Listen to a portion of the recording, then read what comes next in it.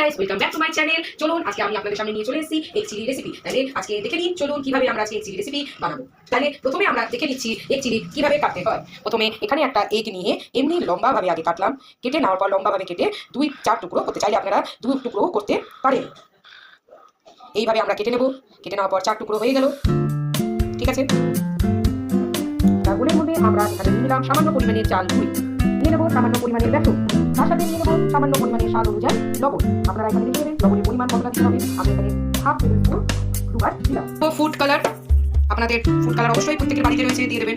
দিয়ে দেবো সামান্য পরিমাণে রসুন অ্যান্ড লঙ্কার পেস্ট, আপনাদের চাইলে দিয়ে দেবেন। এরপর এই প্রত্যেকটা মেটেরিয়ালকে আমরা একটা মোটা ব্যাটার তৈরি করে নেবো। চলুন তাহলে আমাদের ব্যাটার রেডি। ব্যাটারটা বানিয়ে 5 মিনিটের জন্য এটা আমরা ঢেকে রেখে দেবো।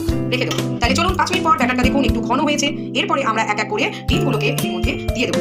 ব্যাটারটাকে উপর দিয়ে এরকম দিয়ে হালকা উল্টে দিয়ে এই ডিমগুলিকে আমরা একটা করে তেলের মধ্যে ছেড়ে দেবো। দেখুন তেলের ছাড়ার সাথে সাথে এরকম ভাজা স্টার্ট হয়ে গেছে। আপনারা হাত চাইলে হাত দিয়েও করতে পারেন, যেহেতু আমার হাত দিয়ে সুবিধা হচ্ছে তাই আমি হাত দিয়ে করছি। তাহলে চলুন দেখুন এখানে আমাদের এগ চিলির ফার্স্ট প্রসেস হয়ে গেছে।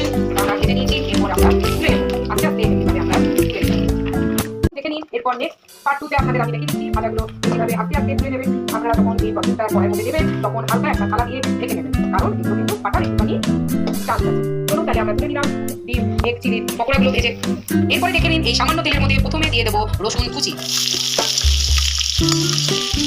কেটে রাখা আছে কাঁচা লঙ্কা কুচি, পেঁয়াজ কুচি, ক্যাপসিকাম কুচি অ্যান্ড আদরক কুচি দিয়ে দিয়েছি। কড়াইয়ের মধ্যে রসুন কুচি হালকা লাল হয়ে যাওয়ার সাথে সাথে আমরা এটির মধ্যে দিয়ে দেবো কেটে রাখা লঙ্কা কুচি।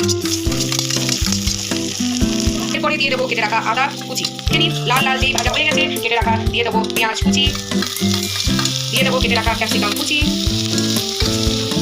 ভাজা হয়েছে, এরপরে দিয়ে দেবো এর মধ্যে সামান্য পরিমাণে নুন, দিয়ে দেবো সামান্য পরিমাণে নুন। চলুন হয়ে গেছে, তাহলে এটা আমাদের ভাজা। সস আপনারা চাইলে আপনাদের মতো দিতে পারেন।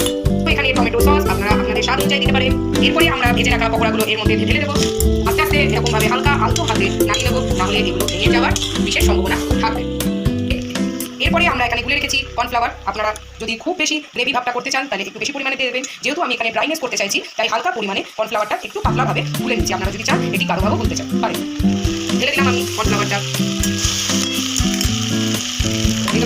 রেডি তাহলে এগ চিলি কারি। চলুন দেখে নিন আপনাদের সামনে তৈরি এগ চিলি রেসিপি।